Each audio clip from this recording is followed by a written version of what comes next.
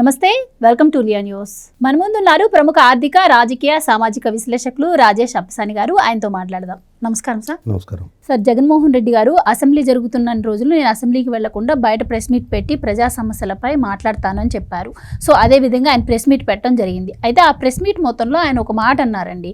కూటమి ప్రభుత్వం పూర్తిగా వైఫల్యం చెందింది పాలనలో.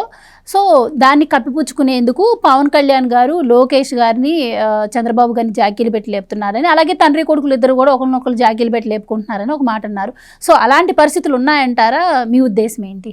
ఇప్పుడు 2014-19 మధ్యకాలంలో ఆ రోజుల్లో సాక్షి ఛానల్ పెట్టిన నేను విన్నా అని చెప్పని జగన్మోహన్ రెడ్డి గారి స్టేట్మెంట్లు వినేవాళ్ళం. అలాగే ఆయన వస్తున్నాడు అని చెప్పనే ప్రచారాలు చూసేవాళ్ళం. మాట తప్పని మడమ తిప్పని నాయకుడు అని చెప్పని జగన్మోహన్ రెడ్డి గారికి ఇచ్చే ఎలివేషన్లో చూసేవాళ్ళం. ఆయన స్వయంగా నాకు మెజార్టీ ఎంపీ సీట్లు ఇవ్వండి, కేంద్రంలో అధికారంలో ఎవరున్నా వాళ్ళ మెడల్ నేను ఉంచుతా అని చెప్పిన స్టేట్మెంట్లు చూసాం. అదే క్రమంలో 2012లో ఆయన కడప పార్లమెంటు ఉప ఎన్నికల్లో పోటీ చేసే సందర్భంలో ఇది కడప పౌరుషానికి, ఇటలీ ఆధిపత్యానికి జరుగుతున్న పోరాటం అని చెప్పని ఇచ్చుకున్న ఎలివేషన్ కూడా చూసాం. అంటే సోనియా గాంధీ గారికి నాకు జరుగుతున్న యుద్ధం, వాళ్ళ ఆధిపత్య ధోరణిని సహించలేక నా ఆత్మగౌరవాన్ని కాపాడుకోవటం కోసం నేను పోటీ చేస్తున్నా, ఇది కడప పౌరుష సమస్య అని చెప్పని ప్రజల్లో ఎమోషన్స్ ఫ్లేరప్ చేసి చూసాం. అంటే ఒక క్రమ పద్ధతిలో జగన్మోహన్ రెడ్డి గారికి ఆ విధమైన ఎలివేషన్ ఇస్తూ వచ్చారు. ఆయన కూడా వాళ్ళ నాయన్ని ఆ దివంగత మహానేత అని చెప్తుండేవాడు. పార్టీ జెండాలో ఆయన బొమ్మేసి ఆయన అమలు చేసిన పథకాలని ఆయన బొమ్మ చుట్టూ ప్రింట్ చేసి ఒక లోగోలాగా దాన్నే వాడుతూ వచ్చారు. అసలు ఈయన రాజకీయ ప్రస్థానం కూడా ఒకసారి గమనించుదాం మనం.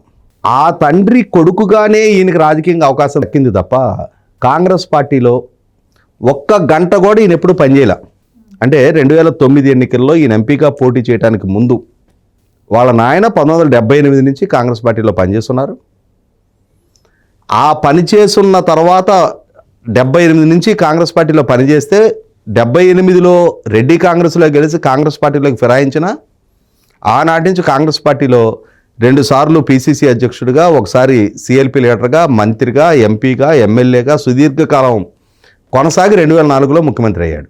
ఆ తండ్రి కొడుకుగానే, అంటే ఆ తండ్రి ఇచ్చిన ఎలివేషన్తో, ఇతనికి పూర్వపు రాజకీయ అనుభవం లేదు, పార్టీలో పనిచేసిన నేపథ్యం లేదు, ప్రజలకి ఒక గుక్కెడు మంచినీళ్ళు పోసిన సేవానిరత కూడా ఈయనకి లేదు. లేకపోయినా సరే ఆ తండ్రి కొడుకుగా ఆ తండ్రి ఈయనకి పెట్టిన జాకీల పుణ్యాన ఈయన ఎకాయకిన ఎంపీ అయిపోయాడు 2009లో. ఆ ఎంపీ అయిన తర్వాత అసలు అంతకు ముందు కూడా ఇంకొక ఘనకార్యం కూడా చేశాడు ఈయన. 2004లో వీళ్ళ నాయన ఈ రాష్ట్రానికి ముఖ్యమంత్రిగా, వీళ్ళ చిన్నాయన కడప పార్లమెంట్ మెంబర్గా వివేకానంద రెడ్డి గారు ఉన్న రోజుల్లో ఆయన్ని రాజీనామా చేయమని, ఆయన మీద భౌతిక దాడికి పాల్పడి ఆయన్ని కొడితే భౌతికంగా ఆ అంశం సోనియా గాంధీ గారి దృష్టికి వెళ్ళి సోనియా గాంధీ గారు ఆయన సమర్పించిన రాజీనామాని తిరస్కరించారు. మరి ఆ తండ్రి కొడుకుగా ఆ తండ్రి పెట్టిన జాకీలు తప్పితే ఈయనకేంటి క్వాలిఫికేషను? ఎందుకు ఎంపీ పదవి ఇవ్వాలి ఈయనకి? జీవితకాలం వాళ్ళ నాన్న పనిచేశాడు, ఒప్పుకుందాం.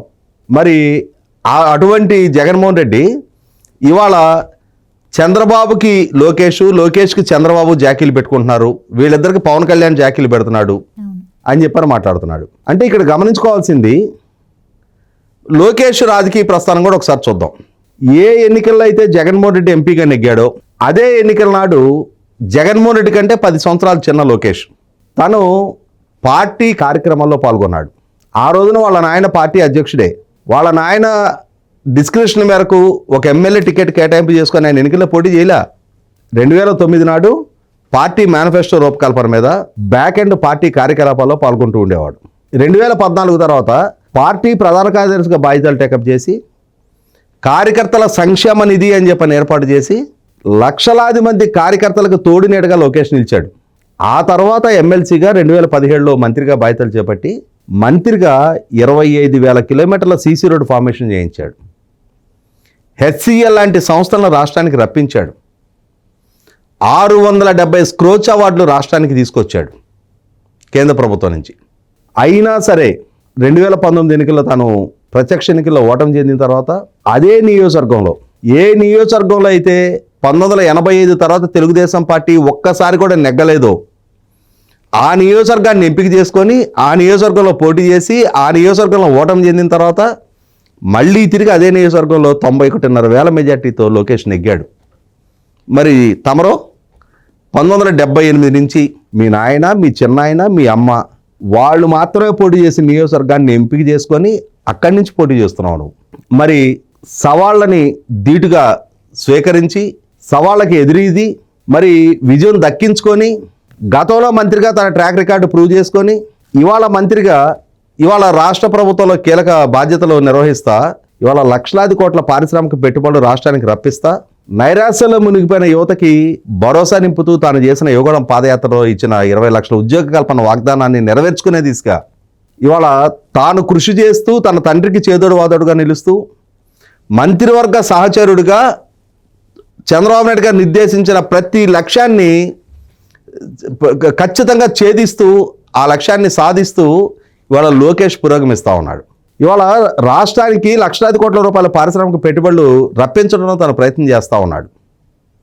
మరి ఈ క్రమంలో తన ద్వారా ఛానలైజ్ అవుతున్న సంస్థల కళ్ళ ముందు కనిపిస్తూ ఉన్నప్పుడు ఇవాళ ప్రపంచం విస్తుపోయింది. $17 billion largest artificial centre and data centre విశాఖపట్నానికి గూగుల్ ద్వారా ప్రకటన జరిగినాడు. ప్రపంచం విస్తుపోయింది. ఇరుగు పొరుగు రాష్ట్రాలు విస్తుపోయినాయి. లోకేష్ని owners pride and neighbours envy అని చెప్పని ఒరిడా టీవీ యాడ్ లాగే వాళ్ళ ఇరుగు పొరుగు రాష్ట్రాల ప్రభుత్వాలు అక్కడ ప్రతిపక్షాలు అక్కడ ప్రభుత్వాలు దుమ్మెత్తిపోస్తూ ఉన్నాయి. లోకేష్ మాత్రమే ఎలా సాధించగలిగాడు, మీరు ఎందుకు సాధించలేకపోయారు అని చెప్పని తన పనితీరు ఆధారంగా తన ట్రాక్ రికార్డు తను ప్రూవ్ చేసుకుంటూ ఉన్నాడు. ఇవాళ తన ట్రాక్ రికార్డును తానే మెరుగుపరుచుకుంటూ ఉన్నాడు. ఇవాళ విద్యాశాఖ మంత్రిగా 5 సంవత్సరాలు పాలనలో మీరు కొనసాగి 5 సంవత్సరాల మీ టెన్యూర్లో ఒక్క డిఎస్సి నిర్వహణ మీతో సాధ్యం కాల. కానీ ఎన్నికలకు ముందు చేసిన మెగా డిఎస్సి వాగ్దానాన్ని నిలబెట్టుకుంటూ 16,347 టీచర్ పోస్టుల నియామక ప్రక్రియని సక్రమంగా సకాలంలో పూర్తి చేసి వాళ్ళకి ఉద్యోగ నియామక పత్రాలు అందించి ఇవాళ ఉద్యోగాల్లో కూడా నియమించిన నేపథ్యం లోకేష్ది. పనితీరు కనపరిచే మంత్రిని ఏ ముఖ్యమంత్రి అయినా పొగుడతారు. తాను పనిచేయడానికి అవకాశం కల్పించిన ముఖ్యమంత్రిని ఏ మంత్రి అయినా పొగుడతారు. అక్కడ ఒక ముఖ్యమంత్రి ఒక మంత్రికి మధ్య ఉన్న కోఆర్డినేషన్ అది 5 కోట్ల మంది ప్రజల భవిష్యత్తును సుస్థిరం చేస్తూ ఉన్నప్పుడు వాళ్ళిద్దరు పనితీరు రాష్ట్రానికి రాష్ట్ర యువతకి భవిష్యత్తు సుస్థిరం చేస్తున్నప్పుడు అలయన్స్ పార్ట్నర్గా పవన్ కళ్యాణ్ గారు కూడా వాళ్ళకి సహకరిస్తారు, వాళ్ళ మంచిని కొనియాడతారు. అదే క్రమంలో పంచాయతీరాజ్ అండ్ రూరల్ డెవలప్మెంట్ మినిస్టర్గా 2024 అక్టోబర్ నెలలోనే పల్లె పండుగ పేరుతో 4,500 కోట్ల రూపాయల బడ్జెట్తో 30,000 పనులని ఏకకాలంలో మొదలుపెట్టి ఒక టైం బౌండెడ్ షెడ్యూల్లో పూర్తి చేయించిన పవన్ కళ్యాణ్ గారి చిత్తశుద్ధి ఇవాళ పాడేరు ఏజెన్సీ ప్రాంతంలో డోలీల మోత తప్ప గత్యంతరం లేని ప్రాంతాల్లో అటువంటి గిరిజన గ్రామాలకి రోడ్డు సౌకర్యం కల్పిస్తున్న పవన్ కళ్యాణ్ గారు తన సొంత డబ్బులతో గిరిజనులకి మెరుగైన వసతులు కల్పిస్తున్న పవన్ కళ్యాణ్ గారు ఒక గ్రామం మొత్తానికి కూడా చలి నుంచి కాపాడుకోవడానికి వాళ్ళకి రగ్గులు తన సొంత డబ్బులతో దాతృత్వంతో వాళ్ళకి వితరణ చేసిన పవన్ కళ్యాణ్ గారిని లోకం కొనియాడుతూ ఉన్నప్పుడు దాన్ని చూసి సహించలేని భరించలేని అసూయతోటి వీళ్ళ జగన్మోహన్ రెడ్డి లాంటి వాళ్ళు విమర్శించవచ్చు. కానీ తమ మంత్రివర్గ సహచరులు ఇంత ఉదాత్తతో ఇంత ప్రజల సమస్యల పట్ల స్పందించే గుణం కలిగి ఉన్నప్పుడు చంద్రబాబు నాయుడు గారు ఖచ్చితంగా వాళ్ళ సేవలను కొనియాడతారు. అదే క్రమంలో తమలో స్ఫూర్తి నింపుతూ 70 సంవత్సరాల వయసులో కూడా ఒక పని రాక్షసుల్లాగా చంద్రబాబు నాయుడు పనిచేస్తున్న తీరుని మంత్రులుగా ఉన్న పవన్ కళ్యాణ్ గారైనా లోకేష్ గారైనా కొనియాడతారు. ఇటువంటి ఒక ఆరోగ్యకర సంబంధాలని చూసి జీర్ణించుకోలేని జగన్మోహన్ రెడ్డి మాత్రం ఒకరికొకరు వాళ్ళు జాకీలు పెట్టి లేపుకుంటున్నారు అని చెప్పని అసూయతో దుగ్ధతో కూడిన స్టేట్మెంట్లకు పరిమితం అవుతున్నారు తప్ప పనితీరు ప్రాతిపదికగా ప్రజల మెప్పు పొందుతున్న ఆ ప్రభుత్వాన్ని ఆ పాలకులను చూస్తే నేను ఇందాకే చెప్పినట్టుగా నైబర్స్ ఎన్వీలాగానే జగన్మోహన్ రెడ్డి వ్యవహార శైలి కూడా ఉందనేది వాస్తవం. థ్యాంక్ యూ సో మచ్ అండి. Please subscribe to Leo news for more videos.